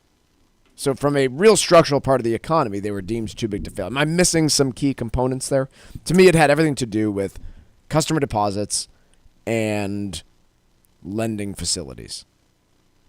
Yeah, I mean, look, it's basically, hey, if the credit system of the United States dries up and it's facilitated by these banks, then you can't let them fail. Okay. And we don't. Right. So how on earth would that apply to, I guess, forget about that. What would be the ramifications today of OpenAI coming out and saying, we don't have funding to continue, we are declaring bankruptcy and canceling all outstanding contracts? So if OpenAI, let's say it's an right interesting now, hypothetical. If OpenAI today said, you know what, we're not going to make it, like we can't get financing to continue operations, like we're going to have to close up shop. I mean, first of all, you're not going to get it just out of nowhere, but if it happened today, S&P right now is at 68.45. S&P's back to 5,000 by end of day. It'd be a massive, well, we'd hit circuit breakers before it happened, but yeah. S&P's down 20% in one day. Yeah. Because, quite literally, you're going to end up shaving probably a third of the value off of your big tech companies. Mm-hmm. And with that, I mean, again, just like you look at the math and do it out, and you're like, okay, that's like 15, 16% for the S&P on its own, and everything else getting dragged 5-6% along with it, wouldn't be surprised. Because here's the thing. If an OpenAI announcement can be enough to rally Amazon by 5%, it can certainly be enough. The the revocation of said announcement has to be able to drop the stock by 5%. Otherwise, quite honestly, then we're just not really playing with real numbers. And so, therefore, yes, you have all sorts of funds and institutions going belly up that are betting on this thing in one direction or another. But it gets me back to a question, which, does that mean that the government steps in to support it? I don't think so. it means that the stock market loses a tremendous amount of value. But is it too big to fail? I don't deem it a national security risk if it fails. I don't believe that funding for people's home purchases and bank accounts would just disappear overnight. 401ks would take a massive hit. Pensions funds would take a massive hit. Insurance companies might take a massive hit. But I don't know that you would go after the company at the source of all of it. Here's the case for doing it. And I'm not saying that I'm in favor of this or not, but in an economy that's based on consumer spending, where wage growth has been not great, you could make a case that if you saw a bear market in that situation, consumer spending probably gets hit pretty hard and the U.S. economy goes into recession. Does that mean that you bail them out? No, but I could see the case being made that, well, if we don't, support this, it's going to be really bad stuff for, the economy. And I think that that's a crappy argument because ultimately, look, you could pay every single American $1,000 a day to go and dig holes. And then you could pay him $1,000 a day next week to go and fill all those holes in. That doesn't mean that you've built anything productive. And throwing bad money after good is malinvestment and not something that represents any kind of meaningful long-term improvement in living standards. And so, yeah, OpenAI is trying to build itself into that. I really hope it doesn't work. Quick break. We got the trivia answer next. Bringing the latest financial news straight to your radio every day. It's the Financial Exchange on the Financial Exchange Radio Network. Hi, this is Chuck Zodda from the Armstrong Advisory Group. Your home is more than just a place to live. It's part of your story. In retirement, real estate can play a powerful role in how you manage your wealth and plan for the next generation. Passing property to family members isn't always easy. One child might want to keep the home while another prefers to sell it. Maintenance costs, taxes, and distance to healthcare services are all important factors that need to be considered, which is why having a clear plan can help prevent family stress while keeping your wishes front and center. Our new guide, Owning Real Estate in Retirement, is designed to help you fit your property into a long-term strategy that supports your life today and preserves what matters most for your future. Get your free copy right now by calling 800-393-4001. That's 800-393-4001 or request the guide at armstrongadvisory.com. The proceeding was paid for by Armstrong Advisory Group, a registered investment advisor. Nothing in the ad or in any Armstrong guide is specific financial, legal, or tax advice. Consult your own financial, tax, and estate planning advisors before making any investment decisions. Armstrong may contact you to offer investment advisory services. It happens all over Massachusetts. Can you tie my shoes? In every home and every community. Be careful on your bike. Learning can happen anytime, anywhere. We'll see you at practice this weekend. And no matter how learning takes place in your family's life, DESE is there as your partner. The Massachusetts Department of Elementary and Secondary Education. Never stop learning. Find out more at mass.gov/back-to-school. Sponsored by the Massachusetts Department for Elementary and Secondary Education. As a busy mom to 4 kids, my to-do list is full. Trying to fit in exercise, eating right, and prioritizing self-care can feel next to impossible. While we can't add more hours to the day, we do have a great resource to help. Go Red for Women has easy tips, tools, and information to help you and your family live a healthier life. So to all the moms, the aunts, the grandmothers, and amazing women out there doing it all, visit goredforwomen.org/momlife today. You take care of them, Go Red for Women will take care of you. The U.S. Virgin Islands isn't just a postcard. It's alive with rhythm, culture, and celebration. This December through early January, St. Croix lights up with the Crucian Christmas Festival, a heritage carnival tradition dating back to the 1800s. There are incredible parades through Frederiksted as the festival village buzzes with live music, reggae, soca, and local island beats, as well as streets filled with the scent of authentic Caribbean flavors. Beyond the festival, there's St. Thomas, fresh with cruise hub energy, duty-free shopping, and panoramic views at Maggins Bay. St. John is quiet, wild, and pure, where every trail and beach is its own adventure. Explore one island or all three. Each offers something unique, all with warm hospitality and that easy island vibe. Travel from New England could not be easier. There's no passport needed and no money to exchange. This holiday season, plan your escape and fall naturally in rhythm with the heartbeat of the islands. Visit usvi.com and book your trip today. That's visit usvi.com. This is Tucker Silva of the Financial Exchange Show, and I'm joined today by estate planning attorney Todd Lutzke from the law firm of Cushing & Dolan with your Financial Exchange quick tip of the day. And today we're talking about joint revocable trusts. Todd, for couples who already have wills in place, why might it make sense to look at a joint revocable trust, and what can it do that a simple will can't? Yeah, this is important because a lot of people believe that wills are an estate plan, when really a will is a won't. I've said it many times. It won't avoid probate. It won't reduce estate taxes. It won't protect assets from the nursing home. You're going to need some kind of trust to do that. So that's the most important reason why a will is not enough. Then you need to think about, well, what kind of trust are you doing? Well, in this case, we're talking about joint trusts. And boy, folks, these are so underutilized, but they are really powerful for moderate estates. And today, moderate estates are, below 15 million with the exemption as high as it is. So you can actually make it easier for folks. Put all the assets into this trust. You can jointly put your brokerage accounts and real estate in the trust. It's simple. You don't have to split assets between two trusts. Ease of operation, and it's going to reduce estate taxes, avoid probate, and provide a bloodline plan for your family, even to the extent where if you want to protect it from future creditors and divorces of the kids, you can do that in the trust as well. And the will won't do any of that. Cushing & Dolan have been helping families like yours for more than 40 years now. Learn how you can avoid probate, eliminate estate taxes, protect your kids' inheritance, and keep your money in your family. Request this brand new guide from Cushing & Dolan called The Simplicity of Joint Revocable Trusts. Call 866-848-5699. That's 866-848-5699, or you can request it from their website, legalexchangeshow.com. The proceeding was paid for and the views expressed are solely those of Cushing & Dolan. Cushing & Dolan and or Armstrong Advisory may contact you offering legal or investment services. Cushing & Armstrong do not endorse each other and are not affiliated.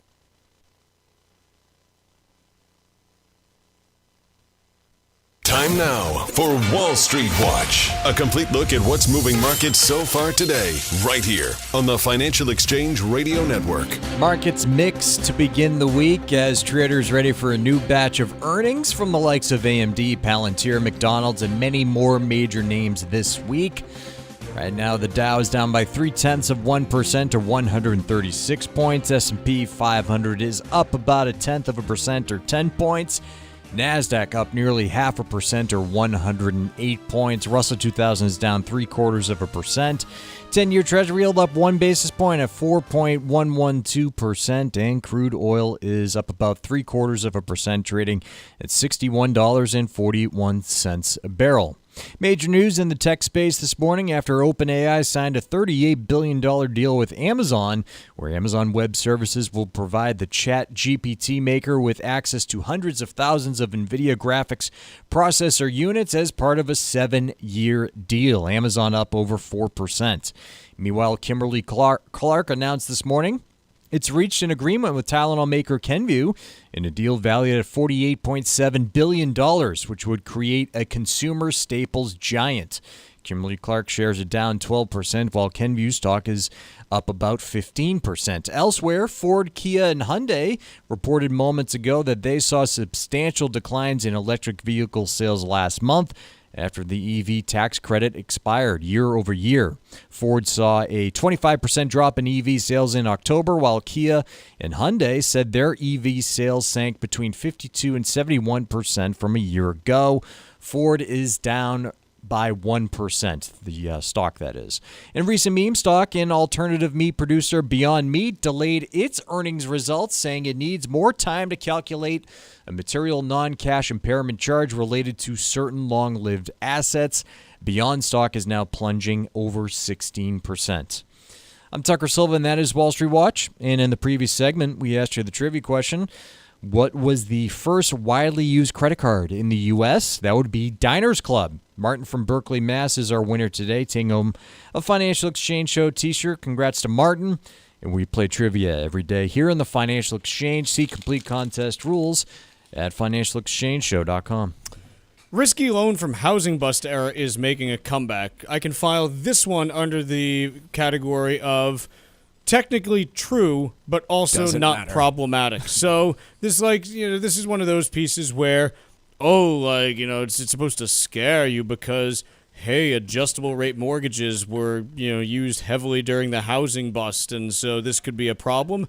The problem wasn't alone that people got adjustable rate mortgages. The problem in the housing market ahead of the great financial crisis was they got many of them, and there was no income or asset verification being done by the brokers and then banks that bought the loans. And then the loan rates adjusted upward, and they got hit at that point as well. But So, it was a contributing factor, but the root cause of the big problems here was bad underwriting. Was terrible underwriting, and then securitization and leverage and all the things that come with a financial crisis. But the root cause, going and taking this story and saying, "Oh, look out," because people are getting adjustable rate mortgage. Adjustable rate mortgages are fine if you have the ability to pay them if the rate goes up. That's not really an issue. Now, are there people today who are buying homes with ARMs and are not prepared for the rate to shoot up 5 years from now? Absolutely. But again, we're talking about a very different situation. And the other thing that's different is just the scale. I'll quote here. About 10% of purchase mortgage applications were for ARMs in the week ending on October 3rd, the highest rate since 2023. In early 21, when rates were near historic lows, less than 3% of applications were for ARMs. Well, if you go and actually look at the data, what you find is that during that 05 through 07 period, ARM usage peaked at north of 40% in some weeks. So we're still very low in terms of usage, even if you believed that ARMs are the problem. Right. It still is something that you would say, well, we're less than a quarter of the peak, that we saw back during the housing crisis. And when you look at actual transaction volume, remember, back during the buildup to the housing crisis, the United States at one point, if you look at new home construction and say, gee, how many homes were being built, at the peak, you get amazed by what you find because you realize, gee, we were building north of 2 million homes a year in 2005. Today, housing starts are running at 1.3 million, and the population is way bigger than it was then. Right. So it wasn't just, the underwriting and everything. It was also, hey, there was a bunch of debt being used by builders, construction loans and things like that in order to build properties, and those went bad also, and that caused a whole bunch of problems. That's not present today either. Yeah. Again, these stories keep getting written about the housing market because prices are high. And so it's fun to write stories about it. The lending standards being used by banks and the loans being taken out by individuals, in other than a few rare instances, is not a problem today. Now, if you want to talk about some of the nasty stuff that we are seeing in housing, there's stuff to talk about. All you Punta Gorda listeners out there, raise your hands. Not if you're driving. Sure. But if you're... just raise one hand. Raise... Yeah, as long as the other one's on the wheel. 10 and 2, Mike. Well, Sometimes you just got to go at midnight or noon, depending on, what side of the world you're on at a particular point in time. Punta Gorda, price is now 20.5% off their peak. Wow. So this does start to present some problems if you are trying to sell a property in Punta Gorda and you bought in 21 or 22, because you say, okay, maybe I put a 20% down payment in. Maybe I didn't. I've eaten Maybe through I put that. down 5. Well, let's work through Sure. a 20. Okay, I've eaten through that. But hey, it's been 3 years, and even though I'm paying mostly, interest at this point, okay, I've picked up, 5-6% in equity, but then I got to pay 5-6% to a broker in order to sell the place. So if I put a 20% down payment in, and I'm trying to sell 3 years after buying in Punta Gorda, odds are that down payment's gone. Yeah. And so what you end up with there are people who say, you know what? Can't list right now. And so you're not even getting all the inventory on that you would, but you also then have the people who are looking at Punta Gorda, who might have been watching for the last year or so, saying, well, a year ago that place was listed for $600,000, and now it's $550,000. Honey, why don't we give it one more year and we'll see if it gets down to $500,000. Mm-hmm. And this is the problem with falling home prices, is that action of falling home prices, it dissuades both buyers, for, their use and investors from buying into that market. And Punta Gorda is not the only place that's seeing this. Austin prices down about 16%, Cape Coral down about 15%, Bradenton, Sarasota down about 10%. You go through, the 30 worst performing housing markets from, since the peak. It's predominantly Florida and Texas, but it's starting to broaden out as well. California's got a few names on the list. Arizona's got a couple on the list. Colorado. So you kind of look at this, and this is what we've been saying. The inventory's been building, and in order for pricing to get to where it needs to be to clear this inventory, it's going to have to get worse before it gets better. Chuck, this is a great segue into our actual brand new guide from Armstrong for the month of November, which is all about owning real estate in retirement. And I want to ask you, there's some rules of thumb out there that I think are pretty useless, but one that I like is maintenance costs on a home.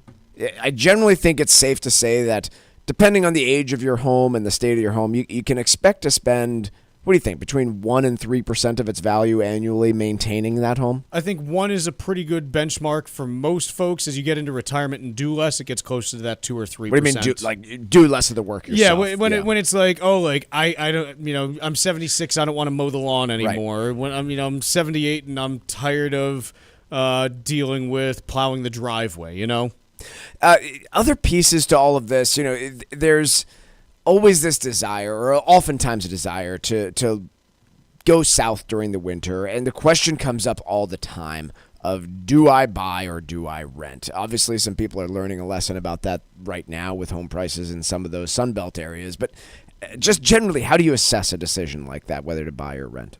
Well, I think quite honestly, the first thing is assessing, hey, do I want one property or multiple ones? And generally, as people get older, the answer is one. Sure. And so then it becomes, okay, how much time do I want to spend in this place? What do the financials look like compared to renting versus buying? Do I want, is it cheaper for me to rent in one location than the other? Like, you've got this whole series of calculations that you need to look into. That's before you even get to questions like residency. And it can get pretty, complicated as you try to navigate this. We've got a brand new guide all on this one subject, owning real estate in retirement, how to make that assessment for yourself as you're heading to that stage. Maybe you already own 2 homes. Maybe you're considering relocating or buying a vacation home in retirement. Get our guide before you do it. The phone number is 800-393-4001. You can also request your free copy online at armstrongadvisory.com. But that number again is 800-393-4001. The proceeding was paid for by Armstrong Advisory Group, a registered investment advisor. Nothing in the ad or in any Armstrong guide is specific financial, legal, or tax advice. Consult your own financial, tax, and estate planning advisors before making any investment decisions. Armstrong may contact you to offer investment advisory services. Piece from CNBC. Trump tariffs could add $40 billion to holiday shoppers and sellers' costs, LendingTree warns. First, LendingTree, thank you for reminding me that you exist.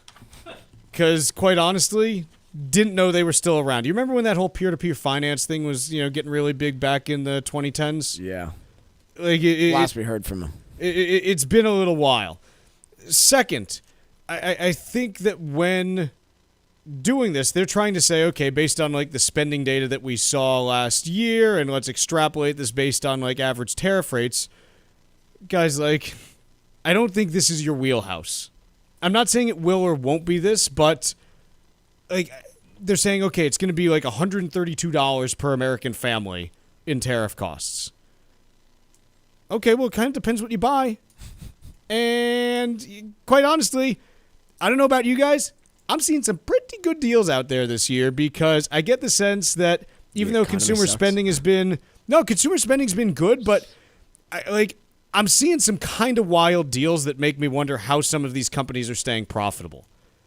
I've basically finished my Christmas shopping at this point. I can't tell you how many legitimate, because again, you got to kind of look at, okay, what would this normally be priced at? But legitimate, things I've been watching for 6 months or so, 40 to 50% offers I've been seeing on stuff. And I don't know, I don't remember seeing a ton of those last year. But that's just me. So, I don't know. People have just been predicting doom and gloom on consumer spending for too long, and the trend is still robust. It is. And I'm not saying that everyone's feeling good about the economy. I'm not saying that everyone has to. But what I am saying is, across the board, we're seeing consistent 4 to 6% increases in spending year over year. Inflation's running about 3%, which means 1 to 3% real gains in spending. I've seen nothing to dissuade me that that's happening. Agreed. Let's take a quick break. When we come back, stack roulette after this. Find daily interviews and full shows of the Financial Exchange on our YouTube page. Subscribe to our page and get caught up on anything and everything you might have missed. This is the Financial Exchange Radio Network. Estate planning doesn't have to be complicated. Cushing & Dolan's new guide, The Simplicity of Joint Revocable Trusts, shows couples how to stay in control, avoid probate, and help protect what they've built for their family. Call 866-848-5699 right now and ask for your free copy today. That's 866-848-5699. Or request it online from our website, LegalExchangeShow.com. The proceeding was paid for and the views expressed are solely those of Cushing & Dolan. Cushing & Dolan and or Armstrong Advisory may contact you offering legal or investment services. Cushing & Dolan and Armstrong Advisory do not endorse each other and are not affiliated. This is Michael Valila, Adjutant of the Disabled American Veterans Department of Massachusetts. The DAV of Massachusetts has helped me and countless others adjust to civilian life through a variety of incredible programs. Through our local Veterans Assistance Program, we provide necessary services to veterans and their communities, such as food shopping, landscaping, and companionship, but we need your support. You can help by making a donation today. Please visit dav5k.boston. That's dav5k.boston. Hi, this is Chuck Zodda from the Armstrong Advisory Group. Your home is about more than where you live. It's a big part of your financial life, and as you head into retirement, certain questions may come up. Does the space feel too large or too expensive to maintain? Does it still fit your needs, but the taxes, insurance, and upkeep are starting to add up? Our new guide, Owning Real Estate in Retirement, offers insight into how to decide what's right for you. Should you stay put, downsize, or relocate to an area with lower costs? We cover those issues, as well as how factors like property taxes, insurance premiums, and local living expenses can impact your retirement budget, and why it's important to match your housing decisions to your long-term financial plan. Call us right now at 800-393-4001. That's 800-393-4001, or request the guide at armstrongadvisory.com. The proceeding was paid for by Armstrong Advisory Group, a registered investment advisor. Nothing in the ad or in any Armstrong guide is specific financial, legal, or tax advice. Consult your own financial, tax, and estate planning advisors before making any investment decisions. Armstrong may contact you to offer investment advisory services. Are you over the age of 50? Want peace of mind and financial security for your family? Here's an important message to you from Senior Care USA. The average funeral now costs over $10,000. That leaves your loved ones the burden of paying your debts and funeral costs. Our plans start as low as $1 per day and will pay your family up to $30,000 to help pay for your funeral and other expenses. There are no medical exams. Your rates will never increase, and your plan cannot be canceled, regardless of your medical conditions, as long as you make your premium payments. Get up to $30,000 in final expense insurance. Call now for free information. Just answer a few simple questions and get approved right over the phone in just a few minutes. Call right now. Call 800-378-3818. 800-378-3818. 800-378-3818. That's 800-378-3818. Environmental nonprofit Ocean River Institute is working with communities to tackle climate change with nature-based solutions that feature slowing water down and building more soil with grasses and plants. Research indicates that people acting in their own neighborhoods can build an inch of soil in a year and slow sea level rise down by as much as 25%. Please visit oceanriver.org for more information on opportunities to make a difference and go the distance for savvy stewardship of a greener and bluer planet Earth. Let's talk LDL. AKA bad cholesterol. The higher your LDL cholesterol, the higher your risk of a heart attack or stroke. Your health matters. Know your number. Talk to your doctor and get your cholesterol checked. And learn how to help lower your LDL bad cholesterol. Because your health is in your hands. Find out more at heart.org/LDL.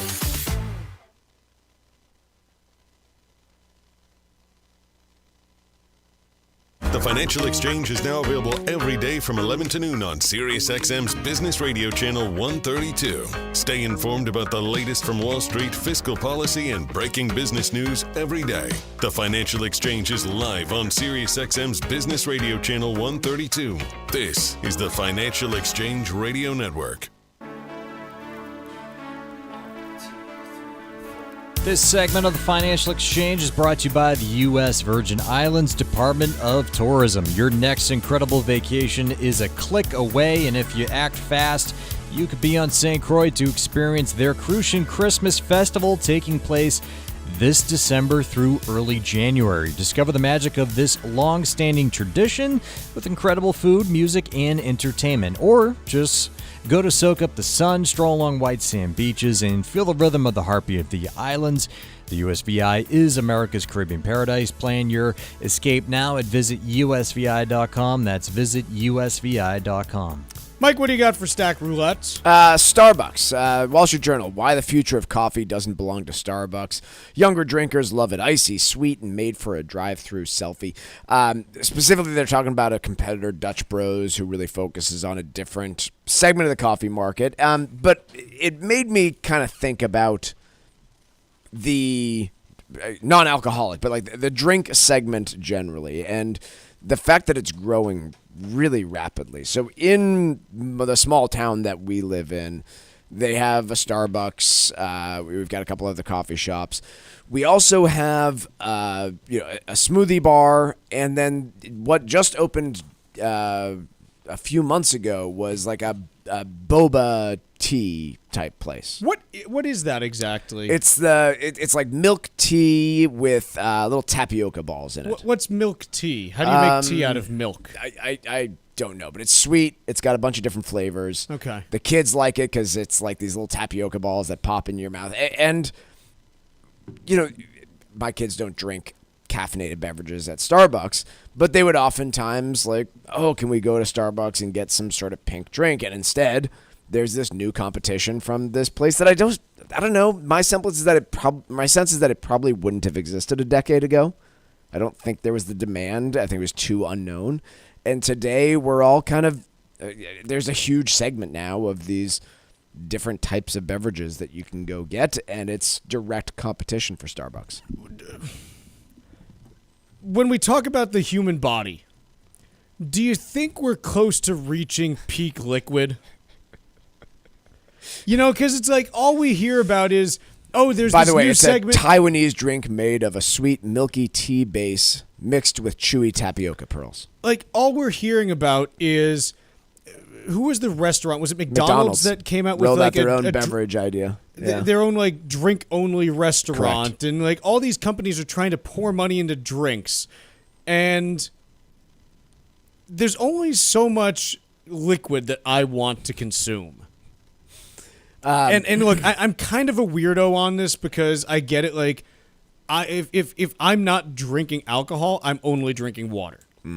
Like that's just I've never been like, let me get like a fun drink to cheer me up. Like, no, I just it's not me. So I get that I'm not that person, but like the human body just has limitations on how much liquid you can take in. I think the real issue for Starbucks is that there was always plenty of coffee shop competition. That was never going to change, but they managed that.